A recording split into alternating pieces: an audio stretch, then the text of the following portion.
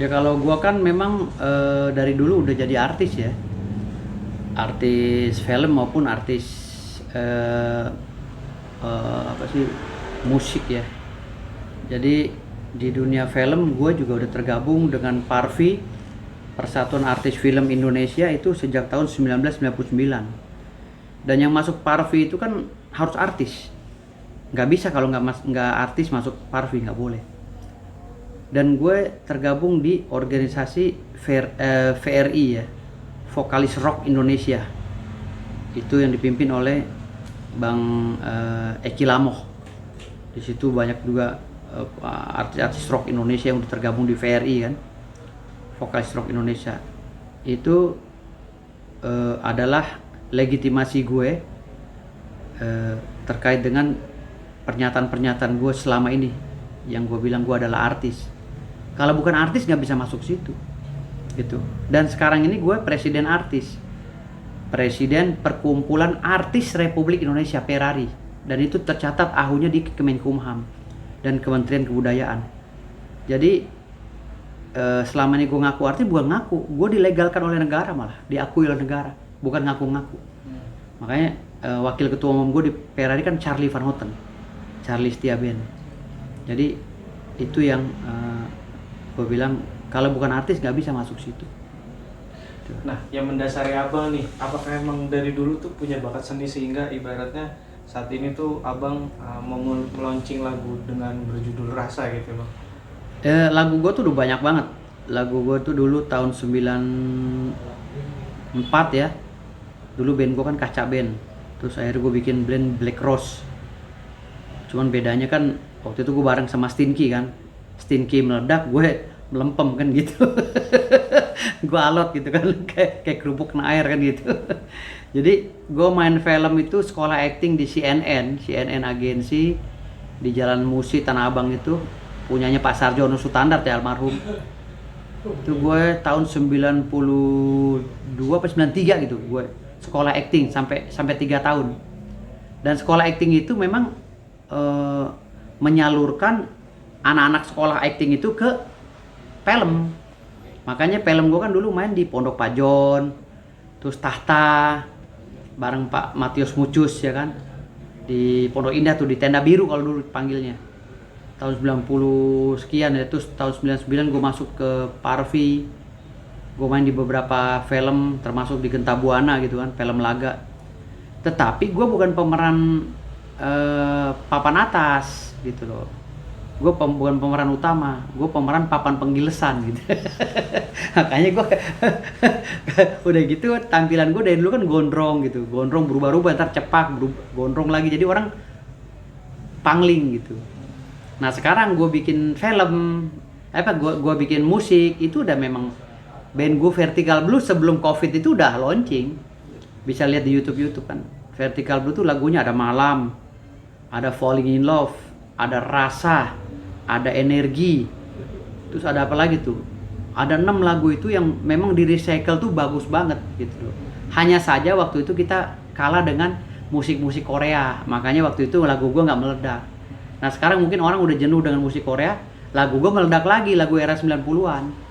Dan itu alhamdulillah yang nonton itu, gue lihat, gue sampai gue kaget ya, kok lagu Rasa bisa ditonton orang sampai 6.700.000. Gue lihat itu trafficnya 6,7 juta penduduk Indonesia nonton lagu Rasa. Berarti kan ini Rasa ini benar-benar ini loh. Belum lagu gue yang judulnya Malam ya kan, judulnya Falling in Love, ini bagus-bagus banget di Vertical Blue ya kalau ketik di Google, tapi belum di recycle. Nah ini sekarang di recycle oleh Cobra Musik, ini bagus banget dan akan di launching hari Rabu tanggal 26 ini, 26 Maret 2004 di Hotel Ibis. Nah di launching dan itu semua artis-artis datang gitu. Gimana bang, emang berarti dari tahun 90 tuh abang memang sudah di bakat seni gitu ya bang? Iya gini, gue kan dari tahun 90 memang kan gue kursus acting, sekolah acting, terus kursus musik di Yasmi. Kan bokap gue tuh dari dulu, lu kursus apa yang lu mau? Pak aku maunya ini, kan bokap gue menunjang terus. Kursus apa? Kursus musik. Ya udah ambil apa? Gitar sama vokal. Gue kursus di Yasmi, Yayasan Musik Indonesia di samping Trisakti itu di Grogol. Gue kursus di situ. Terus sekolah acting gue tahun 93. Kata bokap, lu maunya hobinya apa? Aku sukanya acting, di sekolahin acting sama bokap 3 tahun. Gue barengnya sama Regida Pinkan, anaknya Pinkan Warau dulu. Jadi antara acting, musik itu memang gue kursus, nggak otodidak. Karena bokap gue nggak suka otodidak. Lu kursus apa? Sampai gue terakhir kursus keyboard di Purwacaraka. Gitu. Saking gue mau, gue semuanya kursus. Jadi gue bukan otodidak, makanya ketika gue bikin lagu, gue udah tahu angle-nya kemana, musiknya kemana, harus bagaimana tuh gue udah tahu. Oh ini begini. Biar meledak. Hanya saja waktu itu orang lagi kesetanan dengan lagu Korea gitu, lagu kayak Blackpink dan lain-lain. Jadi mendem lah tuh rocker Indonesia kan gitu. Nah sekarang mau coba gue munculin lagi gitu. Dan alhamdulillah rock Indonesia udah mulai diterima. Tetapi yang soft ya, yang kayak gue, pop rock gitu. Dan insya Allah hari Senin ini, besok tanggal 23 ya, hari Senin gue mau diwawancara oleh salah satu PH, dan ada satu PH juga yang akan memberikan memberikan peran untuk gue untuk di layar lebar. Ada 2 PH yang udah nawarin. Yang satu udah ngasih kesimpulan besok hari Senin, bang besok saya kasih keputusannya, peran gue peran pembantu utama di layar lebar gitu. Nah ini abang pakai kostum ini nih gimana bang? Lagi ada konsep apa? Ini kan gue diminta, kan ada orang yang mau bikin cerita tentang kerajaan tapi versi modern gitu loh, versi modern. Gue disuruh bikin video kayak begini gitu, dikirimin ke PH-nya dia, mau dilihat gitu kan. Gue jadi pemeran pembantu utama.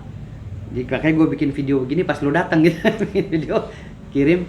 Jadi gue disuruh memerankan salah satu raja di film itu gitu. Tapi rajanya raja modern gitu. Tapi raja mafia gitu, raja tapi pakaiannya raja kerajaan tapi modern. Ceritanya cerita modern kayak mafia gitu. Jadi pokoknya ada aja deh yang nawarin gue, ada aja. Bang, ya bisa dikatakan kan ya nama Abang Firdaus mungkin dari beberapa tahun dan saat ini kan meledak lagi nih bang. Artinya itu jadi buat abang ini nggak sih menambah pundi-pundi juga gitu bang. Setelah abang saat ini tuh namanya terus naik gitu. Ya kalau pundi-pundi sih jelas nambah ya. Kalau di antara dunia pengacara dan dunia seni kan sama-sama berkejaran tuh duitnya ya kan. Kalau waktunya meledak di dunia seni kan miliaran juga kan gitu, nggak bisa kebendung, miliaran juga gitu. Tapi di dunia pengacara juga waktunya meledak ya meledak gitu. Gue pertama kali masuk menjadi pengacara, sebenarnya gue di dunia seni, tapi pertama kali gue masuk di dunia pengacara kan gue LSM ya. Ketika anak buah gue mati dieksekusi lah gitu. Anak buah gue seorang LSM kan, lagi investigasi di satu tempat, mati dieksekusi, terus gue lapor polisi nggak diterima, begini-gini lama prosesnya, gue kesel banget, akhirnya gue jadi pengacara. Oh itu alasan abang? Alasan gue jadi pengacara itu ingin membela ini, ingin membela rakyat kecil gitu loh, karena waktu itu kan anggota gue kan LSM, ketua LSM, gue ketua wartawan juga.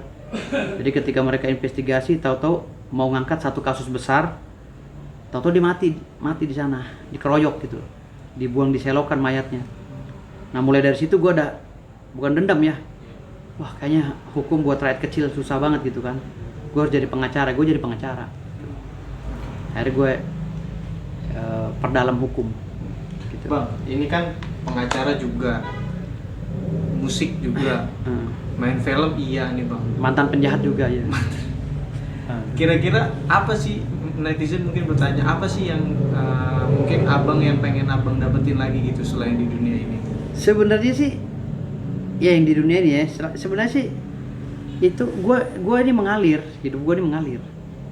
Dan cita-cita gue yang utama tuh sebenarnya bukan pengacara, bukan musisi, bukan pemain film. Cita-cita gue pertama tuh malah jadi seorang kiai punya pesantren gitu loh. Jadi gue tuh ujung-ujungnya nanti gue bikin pesantren, punya anak murid gitu kan, yang yatim piatu. Udah gue duduk di situ, gue ajarin mereka tentang agama melalui ustadz-ustadz gitu kan. Ajarin mereka tentang hukum. Gue lebih ke situ tujuan utama gue dalam hidup, bukan seni sebenarnya, bukan main film, bukan apa. Makanya gue setengah-tengah kan di main film dulu kan, di main musik. Karena tujuan utama gue tuh dulu kan gue pernah ikut gabung dengan Abah Anom di Suralaya, di Thorikoh Nasabandiah. Gue muridnya Abah Anom, berapa tahun gue ikut, hampir 6 tahun gue di Thorikoh Nasabandiah gitu. Terakhir sama Ajangan Rosid dan Ajangan Gaos kan waktu itu. terakhir-terakhirnya tuh gue tuh. Jadi gue tuh nggak tertarik sebenarnya dengan dunia-dunia seperti ini. Gue tertariknya lebih ke zikir bareng-bareng di satu apa aula, bareng-bareng majelis gitu kan, kumpul bareng-bareng anak yatim piatu, kita tauskan apa sih Asmaul Husna dan lain-lainnya gitu kan. Itu gue lebih bahagia di situ ketimbang gue harus ngikutin begini terus gitu, kayak duniawi gini. Kayaknya udah semua udah gue dapetin. Apa sih yang gue nggak dapet di dunia ini kan gitu, udah gue dapetin walaupun nggak begitu Ya. sukses lah kan gitu. Bang, ketika abang ya mungkin kalau kita bicara Bang Firdaus itu kan ketika menciptakan karya ataupun mungkin beri statement itu kan banyak masyarakat yang apa ya bisa dikatakan pro dan kontra gitu ya Bang ya, dan banyak kontranya juga tuh Bang. Abang udah siap menerima nggak sih Bang? Maksudnya apakah abang juga nggak peduli tentang omongan-omongan netizen ketika abang membuat karya seperti ini yang di musik sama yang main film ini Bang? Kalau keluarnya dari mulut manusia gue kagak denger. Kalau sifatnya hinaan ya. Tapi kalau sifatnya koreksi, nah gue anggap itu suara Tuhan. Kalau saya gue salah, keliru, tapi dikoreksi oleh netizen. Tapi yang gue anggap itu logik kan gitu. Wah, ini koreksinya logik nih, bukan berbentuk hinaan atau bukan berbentuk apa sih fitnahan. Berarti gue dengerin. Berarti ini suara Tuhan. Karena ada di adegium hukum kan, Vox Populi, Vox Dei. Jadi suara kebenaran adalah suara Tuhan. Jadi kalau datangnya dari manapun, asal itu suara kebenaran, gue nggak, walaupun dia bentuknya kritis atau protes gitu, kritikan atau protes. Tapi kalau udah hinaan dan fitnah, oh itu setan, nggak akan gue dengerin gitu. Oke.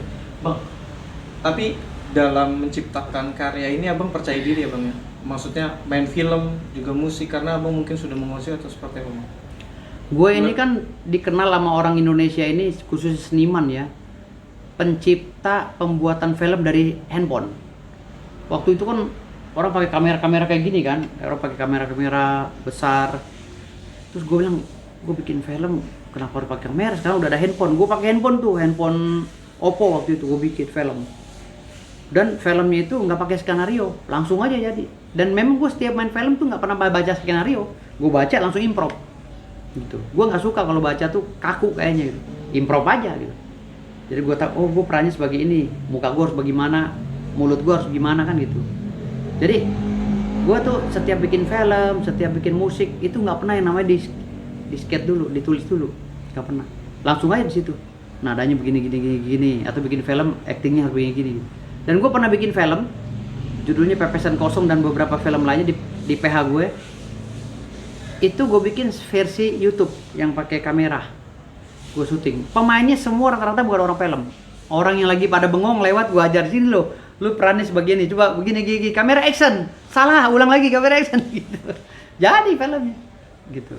Gue lebih suka dadakan. Iya, jiwanya itu maksudnya sudah kayak melekat gitu ya Bang. Iya, ya kalau gue bilang sepele di dunia seni kan nggak pantas. Iya. Tapi istilahnya kalau gue bilang gue ada pengalaman, sedikit pengalaman iya. Gitu. Oke, Bang. Berarti intinya Abang yakin dan pede ya untuk ini akan bisa meledak ya Bang ya? Meledak lah, karena beberapa lagu gue juga kan memang enak kan. Itu lagu kan memang sebagian itu gue yang arrangerin, gue produsernya, gue arranger, gue yang ini koreksi itu. Oh ini melodinya nggak begini, gue orang jahil. Kalau gue nggak enak di kuping, gue rubah nih keyboardnya, rubah nih melodinya, vokalnya kurang, sorry, tag lagi gitu. Jadi gue sering begitu. Berarti ya, emang abang juga yang ini ya Bang ya? Yang gue arranger, gue yang ini, kadang-kadang gue yang ngisi gitarnya gitu. Karena gue kan kalau drum kan bisa digambar, gue kadang ngisi gitarnya, gitar gue isi sendiri, bass gue isi sendiri. Jadi kadang juga keyboard gue isi sendiri gitu. Walaupun gak jago-jago amat, tapi kan bisa gue ngeblok gitu. Artinya gue sempat punya studio rekaman di Pasar Segar ya, di Tangsel sini. Ada 4 tahun gue punya studio rekaman dan gue nggak sewain, khusus buat gue sendiri. Nah itu rekamannya di studio gue tuh yang Rasa yang pertama, di studio pribadi gue tuh. Spill dikit dong Bang, ini album yang Rasa ini menceritakan tentang apa sih? Sedikit aja gitu, maknanya apa sih sebenarnya kalau dari lagu Rasa sendiri? Rasa itu sebenarnya cerita tentang kita kehilangan cewek ya, akhirnya kehilangan cewek. Sebenarnya ceritanya tuh gue tuh lagi bimbang sama cewek ya kan, kok cewek ini akhir-akhir ini ribut terus gitu kan, gue nggak salah ribut lagi gitu, gue di dalam posisi yang bimbang gitu loh. Haruskah ku hidup tanpa dirimu, sendiri tanpa dirimu? Itu tuh gue berpikir apa gue harus gue tinggalin gitu kan, tapi gue nggak tinggalin, dia bawel makin parah gitu kan. Gue tinggalin, gue sayang sama dia itu di saat bimbang ya. Akhirnya benar-benar gue tinggalin gitu loh. Oh, akhirnya memang benar. Akhirnya memang benar gue tinggalin. Keputusannya memang. Iya, tetapi di video klip ini diceritain oleh Cobra Musik, jangan seperti itu bang, kita pindahin aja ke ceritanya ceweknya meninggal gitu. Oh, endingannya. Endingnya ceweknya meninggal gitu, ninggalin gitu. Karena cerita gue yang sesungguhnya kan, kata si produser, wah itu cerita bangke banget katanya gitu. Gue tinggalin langsung gue nikah lagi kan gitu. Oh. Wah gue tinggalin dulu, gue cari serep dulu, gue cari dapet, gue nikah dulu main ini nih, gue tinggalin gitu. Oh, berarti kalau dari yang awalnya itu emang sebenarnya awal mulanya tuh begitu, Iya. abang udah mau ninggalin tapi abang nyari sarapan dulu nih. Iya, serep dulu. Setelah nyari sarapan. Setelah gue dapat serep, udah nikah, gue bilang gue udah nggak doyan sama lu, gue pindah ya, sorry. Makanya kata produsernya, lu mah cerita bangke itu kan. Oke. Sukses terus bang.